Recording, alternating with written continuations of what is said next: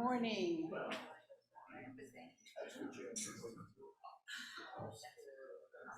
When us worship committee folks start to put the service together, the first item is call to service. You use the microphone, please. Oh, thank you.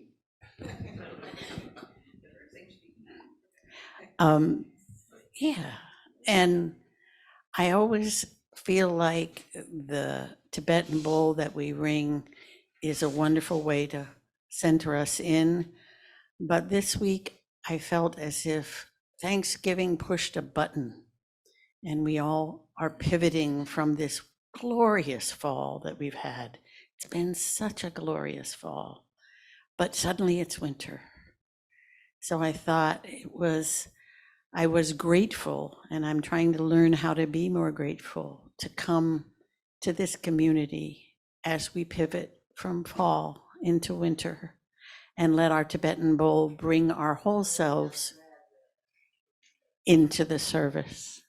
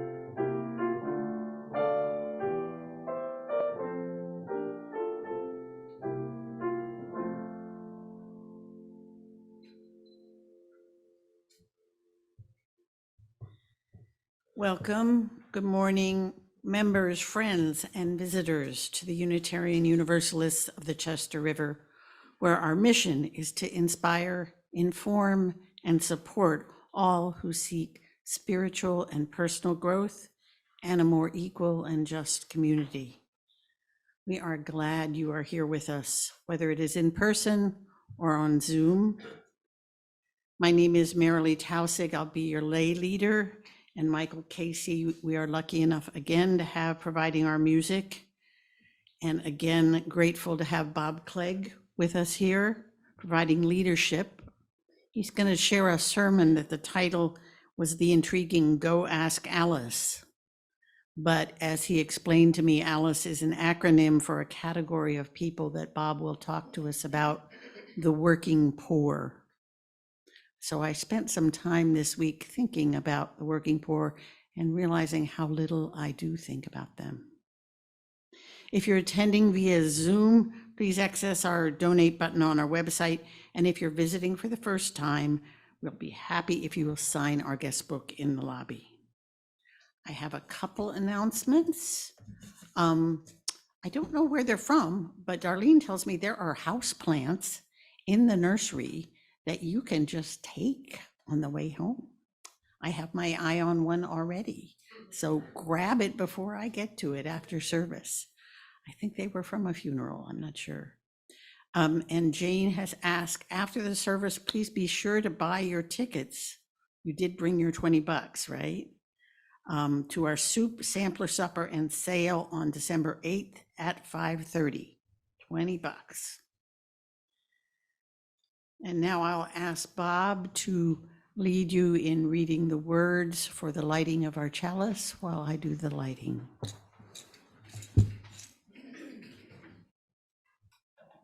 Thank you, Mary Lee. We light this chalice as a symbol of the light within all creation. We light this chalice for truth.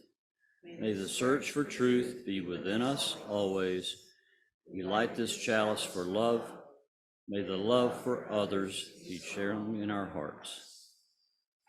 And now, will you stand in body or in spirit for hymn number 11, in the gray hymnal, O God of Stars and Sunlight. That's hymn number 11.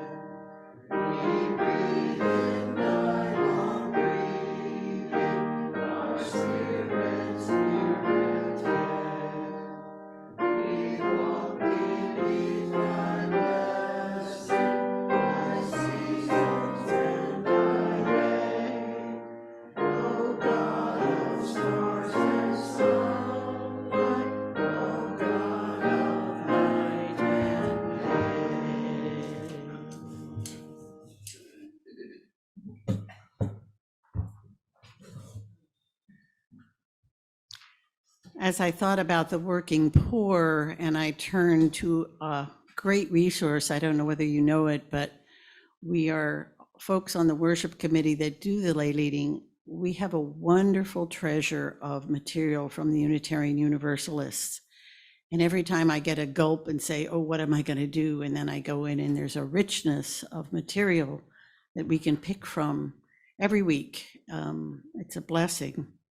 And thinking about the working poor, I was going through many choices and I came upon our opening words from Philip Moffat on the gift of generosity. He says, my first great lesson in receiving dana, which I believe is a Buddhist concept for generosity, came long before I had ever heard the word. As a teenager living in the Appalachian Mountains, I worked as a bag boy in the local supermarket. And to my consternation, it was the working poor who were most likely to give tips. They often seemed more needy than I. And I would either refuse the tip or sometimes slip the money back into one of the bags as I put them in the car. And I felt quite proud about this. Until one cold, rainy Christmas Eve, when a man wearing a cheap, worn-out clothes and driving a beat-up old car filled with many wide-eyed children insisted on giving me a large tip. I was embarrassed at the idea of taking his money, and I flatly refused. And he looked me straight in the eye and said, "This is something I can do for you. It is my Christmas." And suddenly I got it. The tips were not about me. They were about the giver and his values and his life. And unconsciously, I had believed that I had the right to decide the appropriateness of others' generosity when directed towards me. Such arrogance. I accepted the money and deeply thanked him. I'm continuing to try to understand gratitude, and I am very grateful that every week we get a chance to share our joys and concerns and our lived experience with another group of people. It feels much less like I live my life alone because we can share our joys and concerns. So I invite you up, and remember to use the microphone like I didn't a few minutes ago. That's a way of us living our values because we include all those people, including me, who are hard of hearing. So I'll invite you up to the podium, and I will light a candle for you. And I will light our first candle for thinking of all of the children in terrible trouble in our world who did nothing to be in that trouble. Not just the ones in the headlines. Of course, the ones in the Middle East. Of course, the ones in Ukraine. But there are children in Appalachian Mountains who need help and never did anything to deserve what they have. So all children who need help are in our hearts and are my concern. Please join with your joy or concern.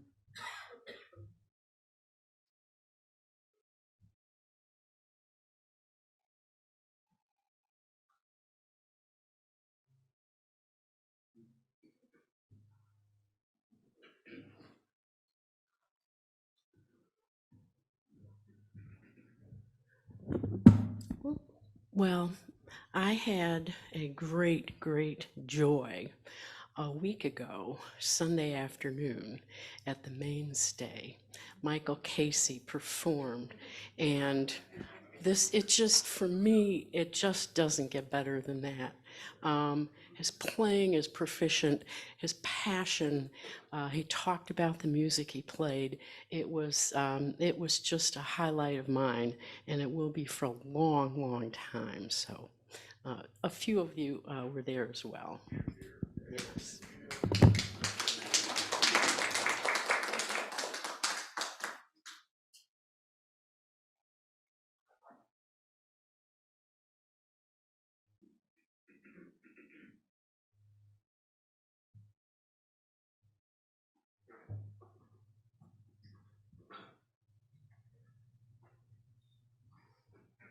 Microphone, please. Well, for Thanksgiving, David and Brady and myself, my sons went up to my niece's house, and we had a nice time up there. But as the evening wore on, afterwards actually realized that I'm very happy to have a good relationship with her because she's a person that you're either in or out, and I'm not critical, and I think that it turns out that we are some of our favorite parts of the family simply by accepting. I don't understand. I don't think we should fight with members of the family. If you don't have a lot in common, say hi, how you doing, and pass on. And the rest of them that are affectionate, just keep on. Regrettably, it hasn't been her pass, and I feel that I'm contributing something special to her by keeping closer to her and only being slightly critical of her, slightly, very slightly.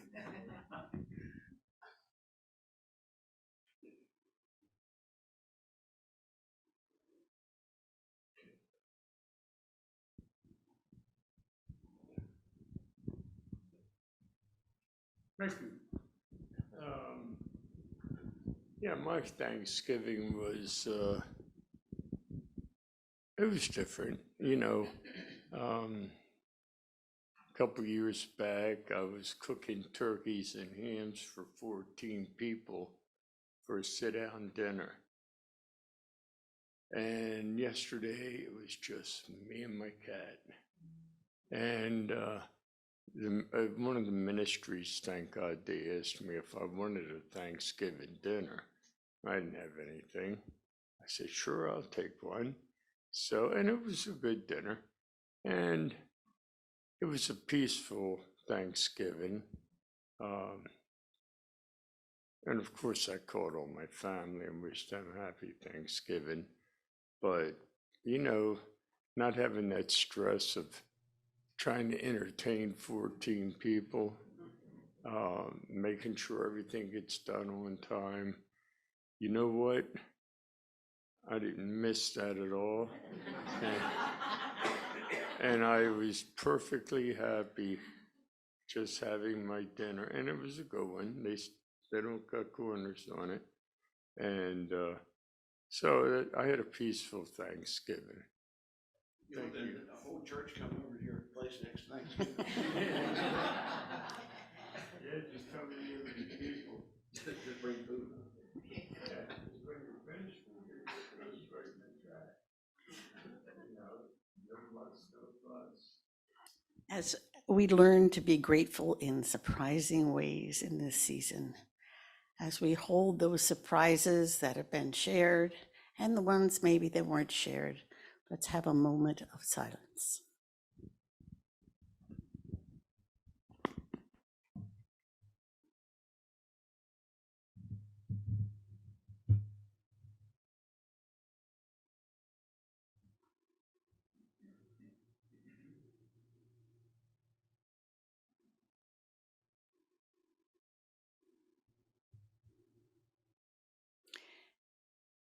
Can I ask you to continue generosity with our offertory while Michael blesses us with more music?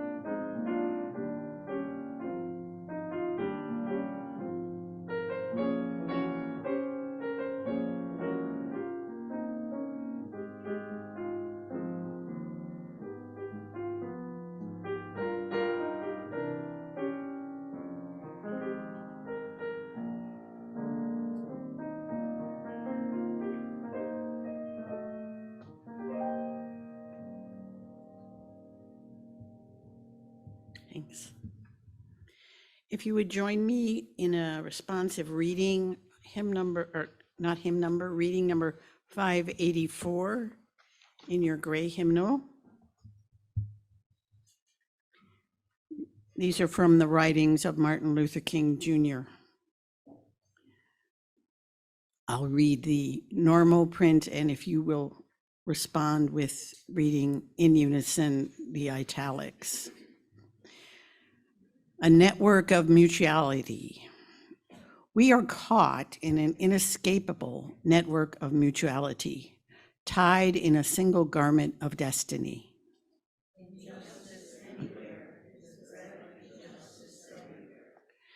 There are some things in our social system to which all of us ought to be maladjusted.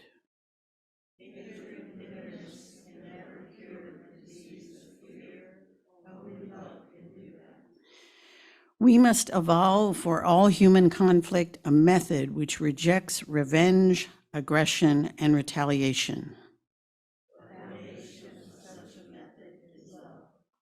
And before it is too late, we must narrow the gaping chasm between our proclamations of peace and our lowly deeds, which precipitate and perpetuate war.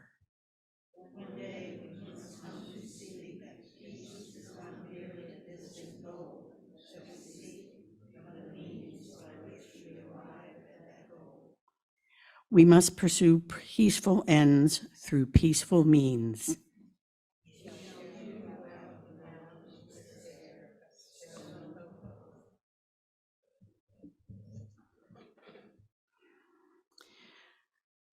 Bob is going to share with us some thoughts around the working poor and a term called ALICE. You probably know all this, but I'll share with you that he's a member of the Unitarian Universalist Congregation of Frederick, and he holds a Master's of Divinity from Wesley Theological Seminary. He's a community minister and the founder of Justice Jobs of Maryland, a nonprofit employment office that serves people with barriers to employment. Bob is now wrapping up his work at Justice Jobs and turning over leadership to the next executive director. And I didn't know this, he and his wife Connie have recently moved with their cat Lily to Conway, South Carolina. So he comes from us from a long way. There, Bob plans to work, volunteer, listen, learn, and discern what unique services he can provide in Eastern South Carolina in the interest of social justice. And rumor has it that he will not have to search for long. Bob?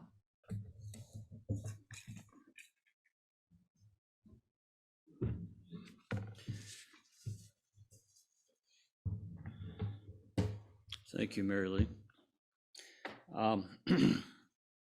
Spread things out here. I've got a few resources, and the reading just added another resource, so I'll lay it right here on the side. That was just perfect. Mary Lee, I want to thank Mary Lee for putting this service together, and also the worship committee and Reverend Sue for allowing me to fulfill this pulpit that has been entrusted by you to Reverend Sue. And thank you also, Michael, for the amazing music this morning. And I understand there's a good prelude coming up too, so I'll look forward to listening to that. And I want to thank all of you for really the relationship that we have developed. A little bit more. There we go. And I should use my barroom voice, right? As I used to call it my barroom voice in seminary. The Baptists on the front row would say, if someone was speaking softly in class, they'd say, use your preaching voice. And there's this Unitarian on the back row who would say, use your barroom voice. And they're like, what? Who let him in here? I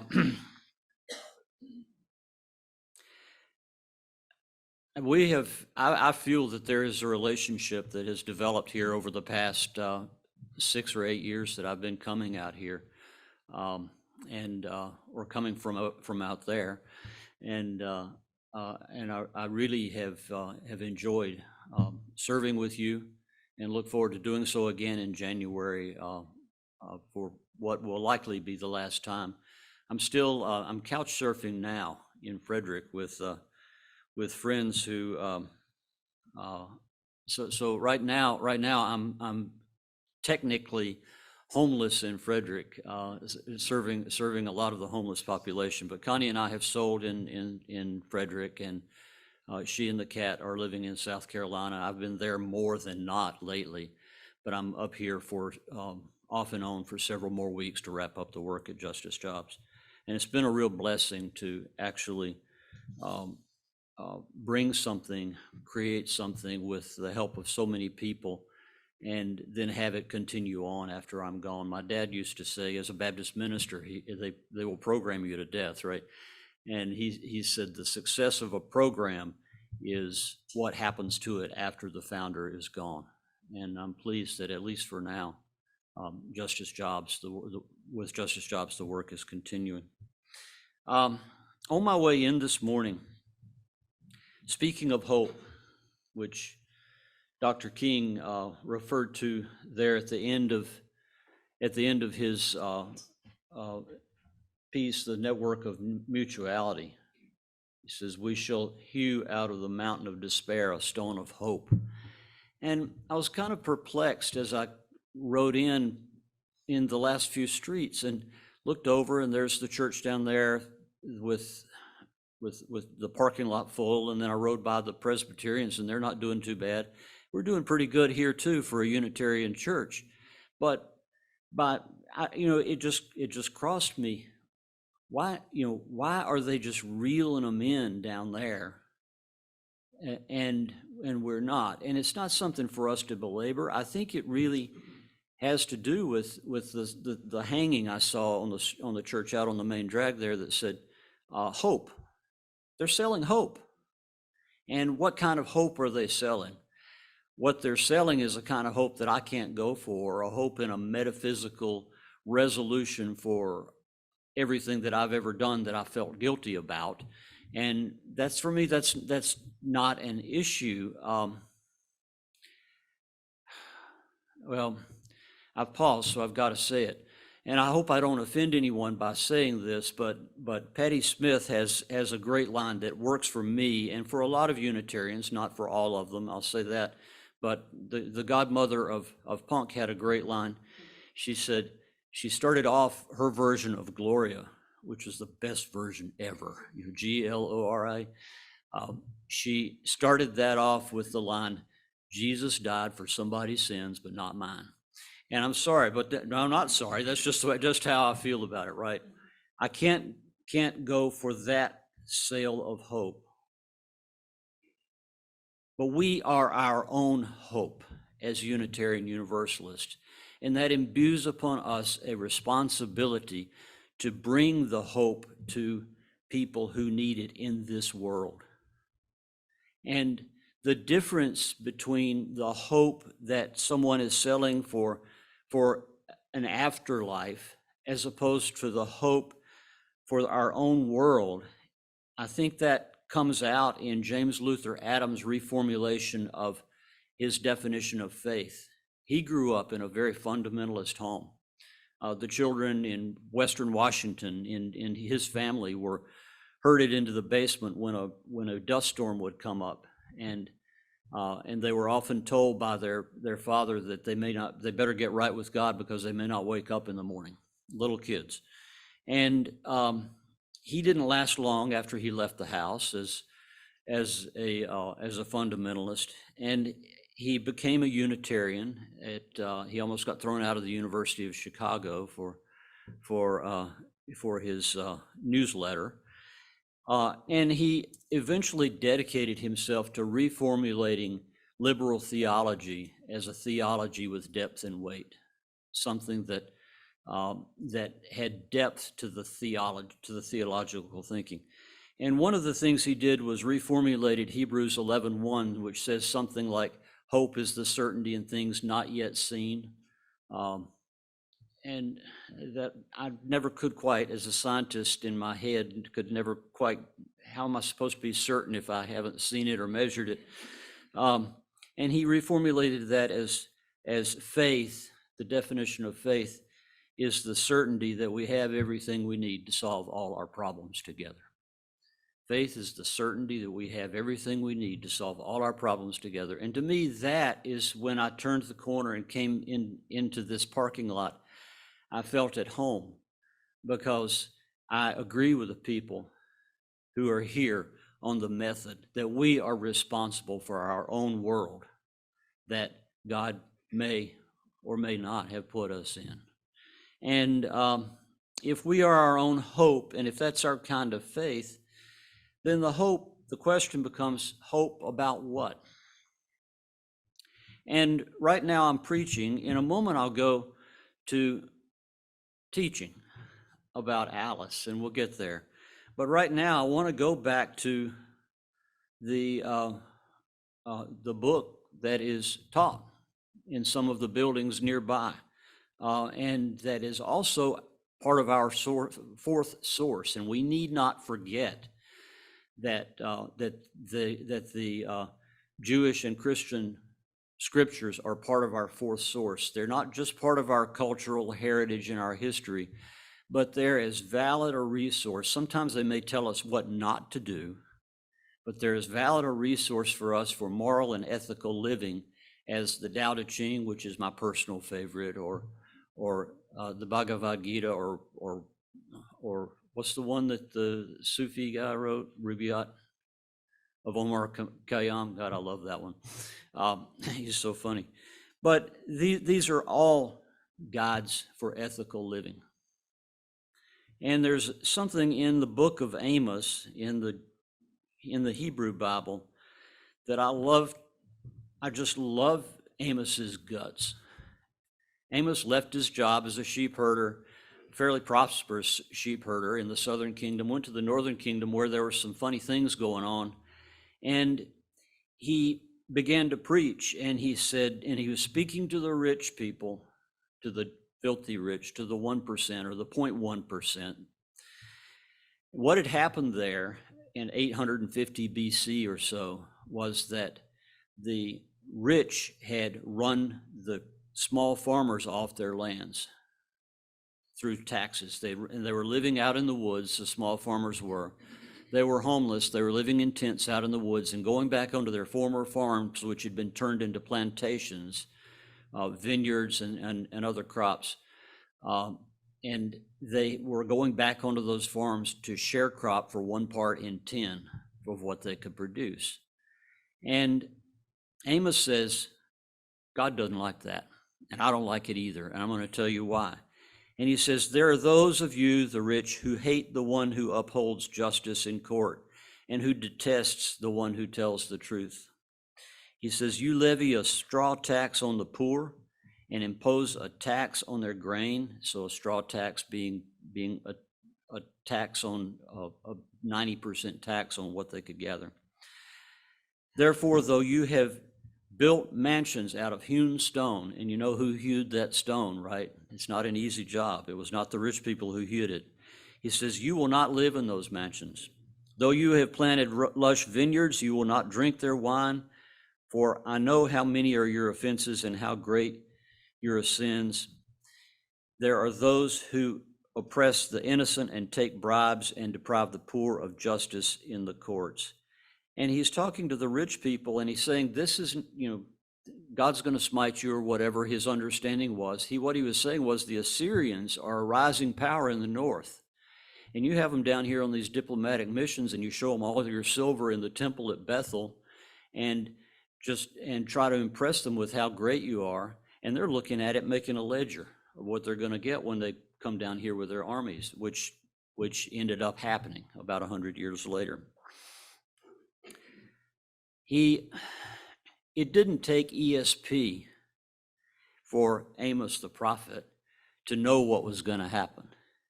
It took a decent understanding of cause and effect and a decent knowledge of what was going on, which you could get today by reading in the newspapers or online, right?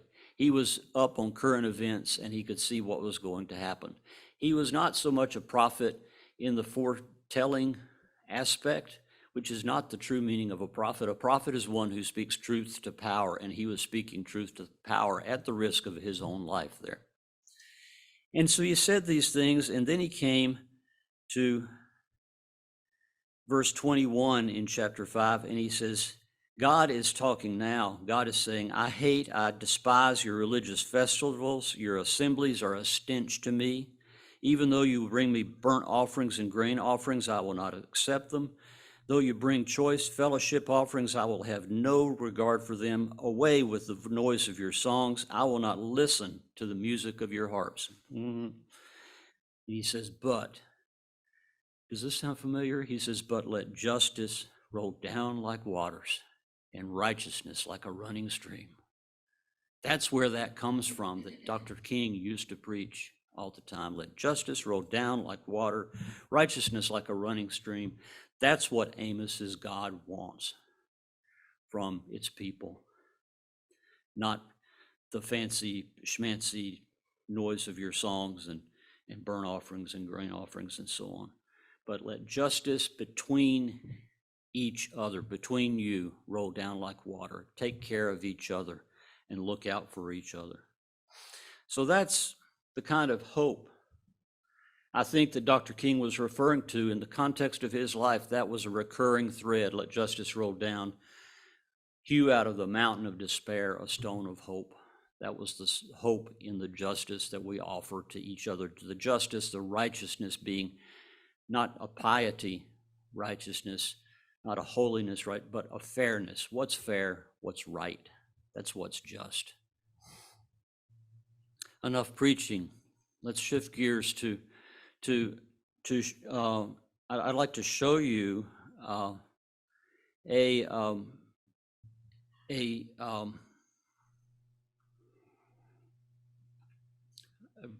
lost the words here. I'd like to show you a method, a tool. There we go. A tool. Let's dig a little bit.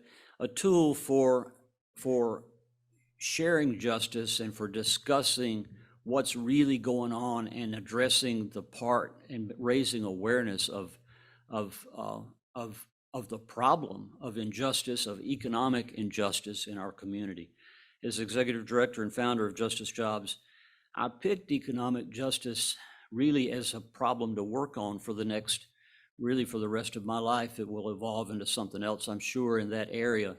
And it means something to me. When we pick our volunteer work or our work to go into in human services, or your work that you've chosen to be involved in through the Unitarian Universalist or out in the community, we tend to pick things, I was reading just this week, we tend to pick things that are close to our hearts.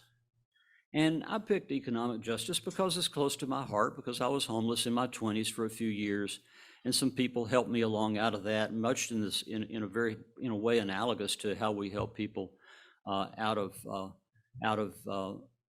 unemployment, chronic unemployment at Justice Jobs. And I also think that economic justice resonates with me because earlier in my life, I was obsessed with materialism and with money, with the value of money, and just really overappreciated what the role that money should play in my life, and so it's important to my heart to see that people get their fair share to the best extent that I can. But the thing I read this week said we should pick things not because our social projects should be picked not because they're close to our heart, but because they're the area of greatest impact. How can you reason out what would be the way for my greatest impact to be? And so in my future, as I move forward personally, it may not be so much on an individual level of helping people gain economic justice, where several hundred people that we've helped get jobs in Frederick County. That's nice, but that's a few hundred in Frederick County. What ways are there that we could that a person could expand that and amplify their impact? And part of that could be through advocacy or policy or statewide. One thing that I found out is that Unitarian Universalism in South Carolina, where there are about a dozen churches, UU churches, there is no UU legislative ministry, which I'm sure that most of you are familiar with. And if you're not, you can ask others in your congregation. There's some things on your website about your involvement in the UU legislative ministry here in Maryland too. So that may be something in my spare time that we get to work on in South Carolina. But involved in that, there's talking to other people and convincing them that there is a problem. And the Alice reports are a useful tool for priming ourselves for those conversations when we're talking to a person who's like, well, there's no problem with poverty.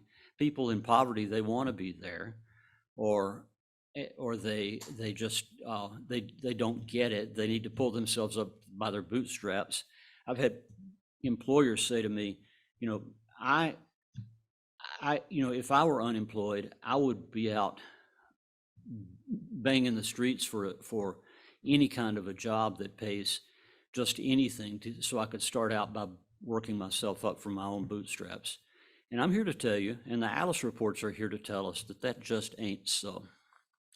Alice is an acronym for asset limited, so that's your AL part, asset limited. A person who's asset limited really can't afford a bank account, right?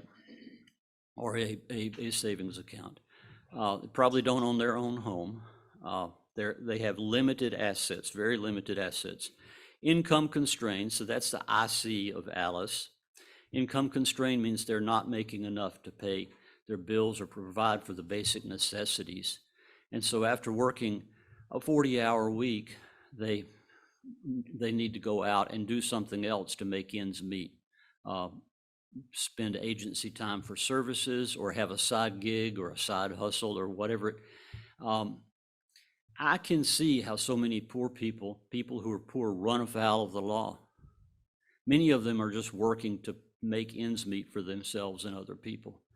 And put yourself in their place. If you're hungry and your mate or your children are hungry or don't have stable housing, what are you going to do? You're going to do anything to provide for them. It's not going to be a thing of, okay, for your partner and your kids, let's all just go sleep outside tonight because we're going to be righteous and not do whatever opportunity offers itself. I used to be concerned when frustrated, angry, when a job seeker would not show up for an appointment at Justice Jobs in my first few years. And the staff we have there now, I'm continually preaching to them that when they don't show up for an appointment, it's not because they want to disrespect us, and it's not because they don't want that job, and not because they don't respect our process. On the way over here, they probably got a better offer, some day work for today or something like that solves the immediate need. So when you're poor, you're looking at what solves my immediate needs. It's a different mindset from the mindset of the middle class, which is more of a mindset of strategic thinking. My problems the last few months have been, okay, how can we sell this house, get our stuff downsized, take a bunch of stuff to the dump, move it all down there in a way that doesn't break my back, set up housekeeping, move more stuff to the dump, get a new cell service. These are middle class problems, and they're problems that take strategic thinking. When you're a person who is poor, you're thinking your first priority is the tyranny of the moment. It's where am I gonna sleep tonight that my tent won't be wet when I wake up in the morning? Where can I put my tent so that it might still be there when I get back from that job that I got? How can I get a job and if I don't have housing and be clean and ready to go to work and awake? Or how can I get housing if I have no job? Because it's a chicken and the egg problem. These are tyranny of the moment problems, and it shows how the difference in thinking is in needs that need to be addressed in the way that you address them. It's not that people who are poor are stupid or lazy or dumb or maladjusted. It's that they are solving problems that demand them to be solved in the tyranny of the moment. And so when you get to income constrained, that's where you're not meeting your basic needs with the income that you're making. And those needs are in your Alice reports, which I'll refer you to in a few moments. Those needs are figured out in the Alice system on a county by county basis as to what the basic needs budget would be. And those budgets, which calculate your basic minimum or your minimum living wage, are there in the Alice reports. So Alice is asset limited, income constrained, but employed. And so you're talking about the tier above the federal poverty line, which is employed. These are the working poor. what kind of economy have we built? What's the morality of an economy that asks people to go to work for 40 hours a week for a wage that pays 3/4 of their basic needs? 3/4. And that's about what it is in Kent County, according to the Alice report. The basic livable wage, according to the budget they worked out, is $17.34 an hour for a single person, or two cohabitating people, each $17.34. It takes that much to pay the basics. The average Alice income in Kent County is $13.46 as opposed to $7.34, so it's $4 short. About 3/4 of your basic income is covered if you're in the Alice category of income in Kent County. And then you've got to figure out how to cover the last quarter, or how to cut expenses to make ends meet, get two people who you can hopefully trust and go in together on a room and live in a house that three of you are splitting. If you've got kids, then you got those kids it's going to be really hard to get homework done, and you see how the generational aspect of poverty gets perpetuated. What kind of morality can you have in an economy where a person works for 30 hours a week at a full minimum or livable wage? They're really working 30 hours a week at a full livable wage, and then the last 10 hours tacked on, they're working for free. I call that slavery. That's what we've got going on when we pay people 3/4 of what it takes to live. They're really working for a full wage, a full livable wage for 30 hours, and for 10 hours is for free. In Kent County, and this is ammunition, this is fodder, ammunition fodder for your conversations with people who may feel that chronic unemployment or underemployment is not a problem. And we're really talking with Alice about underemployment. First of all, how big is the problem? 35%, according to the Kent County United Way Alice report. United Way runs these things, and they get the data from U.S. Census metadata. And nobody can accuse the United Way of being way over on the left end of the advocacy spectrum. They're somewhat conservative about what they get into. Having worked with them, I can say that. They have a close relationship generally with the Chamber of Commerce, which I'm a member of, but I beg to differ with a lot too. In Kent County, 35% of the population here is in the Alice level. 11% is in the federal poverty level, which is the tier below Alice, the working poor.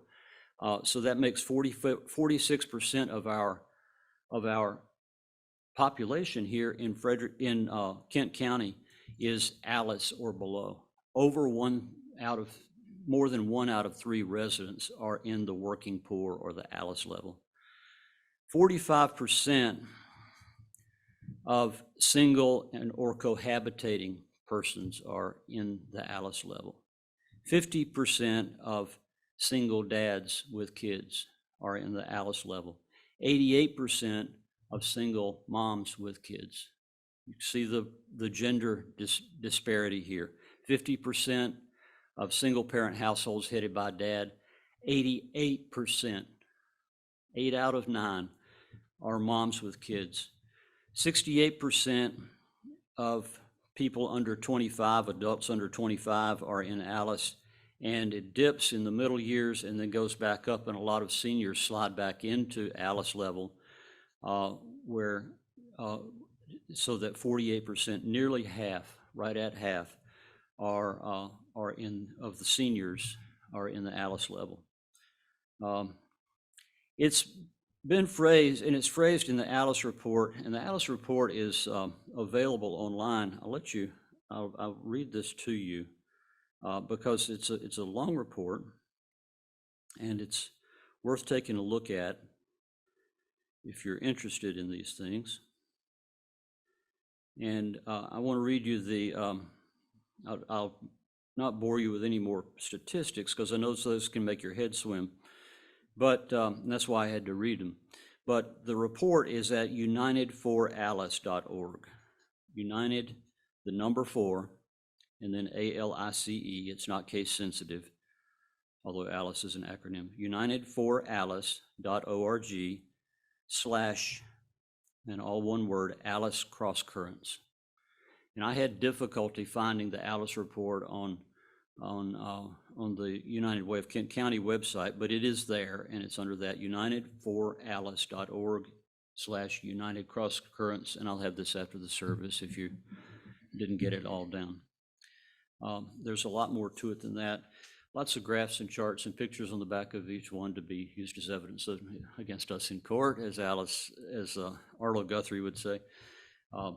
But it's some interesting reading. And in the last few moments here, what is this useful for? I've already indicated how it can be used to buttress your arguments and to hold conversations and make people aware of the problem. Along with it's not just something we can throw money at and solve. It's also the problem of poverty is something that we need to throw education and teaching and instruction and help with people to get them over their basic needs and solve the problem of the chicken before the egg, so that they can move on beyond tyranny of the moment thinking and learn, develop more time for dedicated time in their lives for strategic thinking. These numbers, they're not just numbers, the situation and a knowledge and awareness and an understanding of the situation. I mean, God knows, 1/3 of the people in Kent County living as working poor. I would have never dreamed it as I drove up here this morning. So, it's a thing.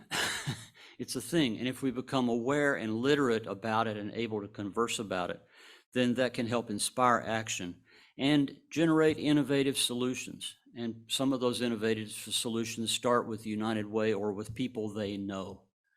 It's as my pastor, Carl Gregg, says, when you find a problem you want to work on, don't just go to work on it alone. Find a group of people who's already working on it or who will partner with you. That's how Justice Jobs became successful. We didn't go out there and just try to do it on our own. We did community organizing beforehand and said, does this community have anything like this? Do we need anything like this? How can we partner with you to get it off the ground if you think it's important or useful? And so it takes a group of people. And finally, it can be used to target funding. If you're writing a grant proposal, and that's not just an esoteric thing. There are grants that you can write for out of the Unitarian Universalist Association that can provide money to this church for projects and for social action. Then Alice reports are a very respected source of data, of numbers, which are what makes a grant proposal strong. Actual numbers, not just concepts. You can mine Alice reports for numbers that are relevant to your community. And that is another use for it. In conclusion, it kind of goes full circle to looking at other churches and what they're selling or what they're promoting that they can provide for people's solutions in terms of hope.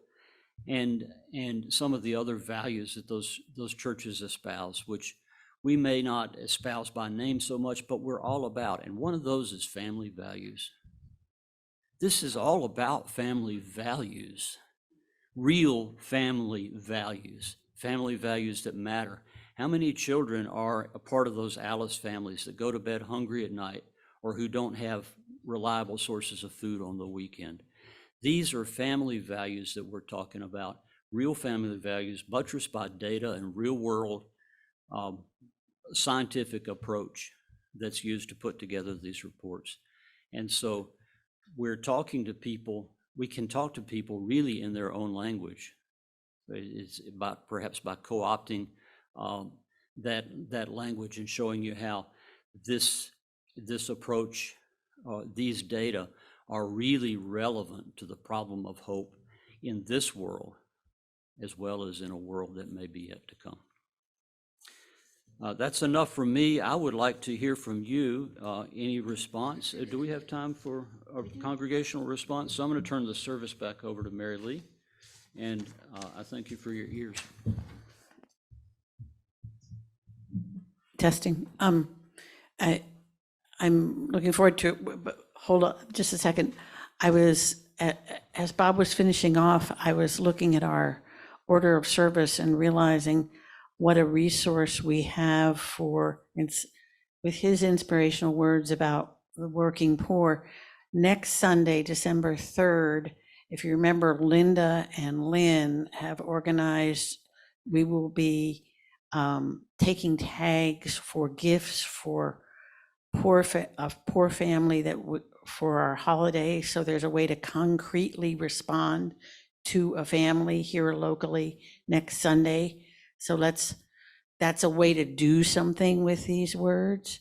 And the other thing is the next Sunday, Ramsey Granillo is, and if there's anybody that is buttressed with data, which is something Bob said, I said, we have a county that has, as we've just heard, great need, but also someone speaking to us in our community that is grounded in our family, who knows her stuff.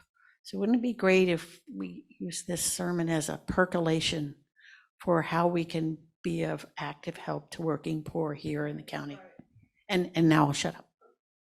Yes, I would think that Bob's remarks probably are very timely for Kent. Attainable Housing is a program that is, are you aware of what it does here in the county? It has been around for about 10 years and is training the working poor and aiding them financially in becoming homeowners.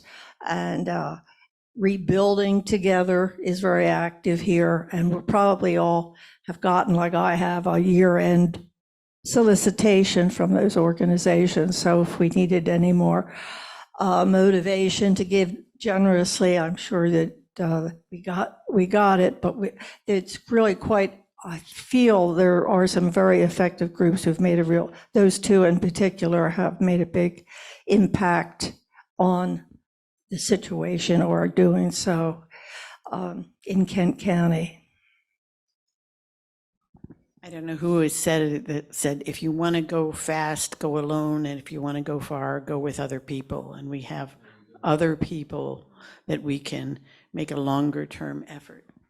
Peggy. Bob, I just wondered if you would say more to us about what Justice Jobs does to deal with the Alice problem.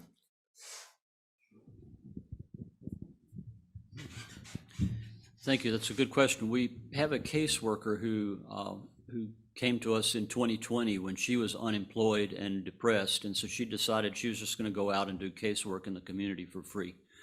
And she's her name is April Sandy. She's the next executive director of Justice Jobs, and she'll be voted in. I'm hoping that we've got all the I's and dotted and T's crossed, so that'll happen this Tuesday night, and she'll become officially our next. She's a dynamo, and so to answer your question, the answer is that Justice Jobs historically, our first couple of years, was limiting our work to helping people get jobs when they had barriers to employment. And we began to realize that was putting the cart before the horse in a lot of situations. If you look at Maslow's hierarchy of needs, jobs really starts at the second level. Your first level has needs that are fundamental to getting and keeping a good job. And a good caseworker is a solution for that. Caseworkers are problem solvers. April is like the wolf, the Harvey Keitel character in Pulp Fiction. He's the fixer. When everything is falling apart, you call April, and she'll figure out what that answer is. So she puts those basic needs first, and so we're getting to be a lot more fundamental and really assess people at a deep level of what do they need before we try to help them get a job, so that it's a realistic approach. Another point is that that I should have made is that I'm not asking middle-class people to impoverish themselves. I'm middle class and I intend to stay that way. If you do the math and eliminate billionairism in the world, then there's enough money, cash flow, for everybody to have a $75,000 allotment each year. And that doesn't have to be in terms of cash, just a handout. You could provide the basic human rights needs of air, water, shelter, and education, medical, and so on.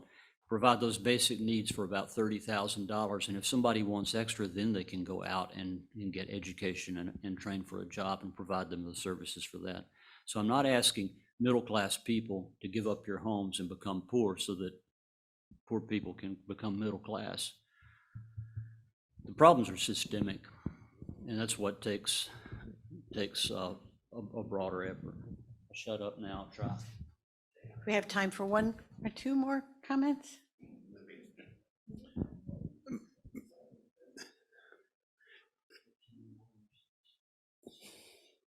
Bob, one of the things that bothers me is the advantage of an employer having part-time jobs, so they don't have to give the benefits to it. And of course, that means a person is 1/3 underemployed. That means they have to have a second job. It seems like it just adds a lot of complexity to the whole system, where if they had the 40-hour job, is there any way of getting around that? Is there any legislation, anything could be done to discourage so many part-time jobs? I think legislation would be a good start, but you've got to have enforcement too. Something we'd want to start out by talking with the more administration, I believe, first before going to legislation. You could talk to the UU legislative ministry people about that problem. I'd be happy to join in that conversation. I just also wanted to say, when he was talking about the tyranny of the moment, it's helpful for us. We can't necessarily, if we are middle class, lucky enough to be, we can't necessarily hop into somebody else's shoes so easily. But I think all of us have moments where the tyranny of the moment, like something big right in front of you, and you realize you're not thinking as well because there's some big, scary thing right there. And it happens to me every time I lead worship. Right before I stand up, I seem unable to read. And if you just think back, last time you panicked, how well were you thinking? How far ahead could you look? So if we can find also small ways to put ourselves in other people's shoes by our own lived experience, it may help us sustain a long systemic fight.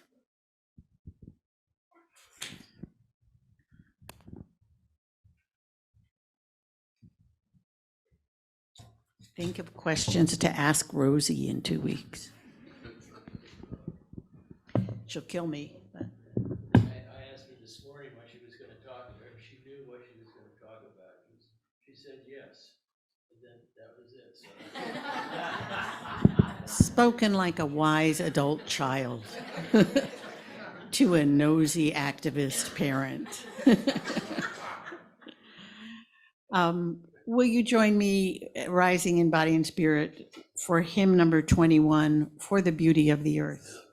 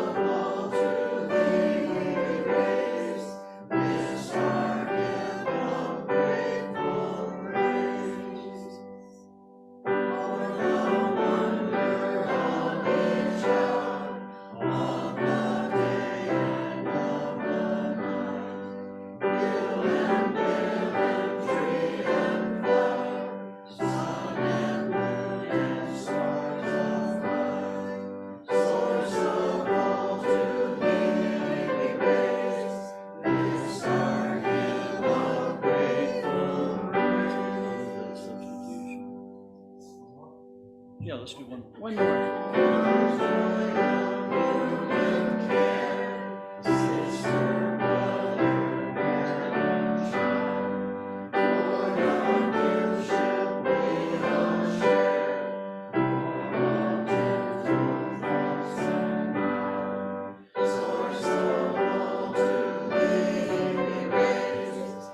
It's our hymn of grateful praise.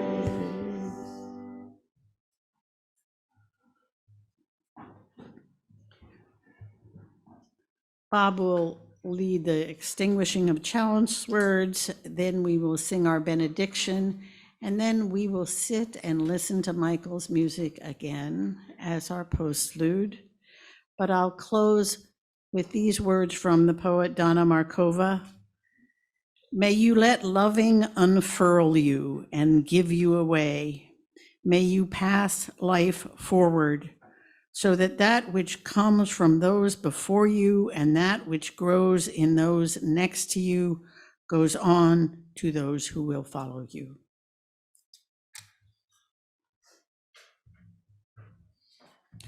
And our unison chalice delighting words are in the order of service. We extinguish this flame, but not the light of truth, the warmth of community, or the fire of commitment. These we carry in our hearts until we meet again.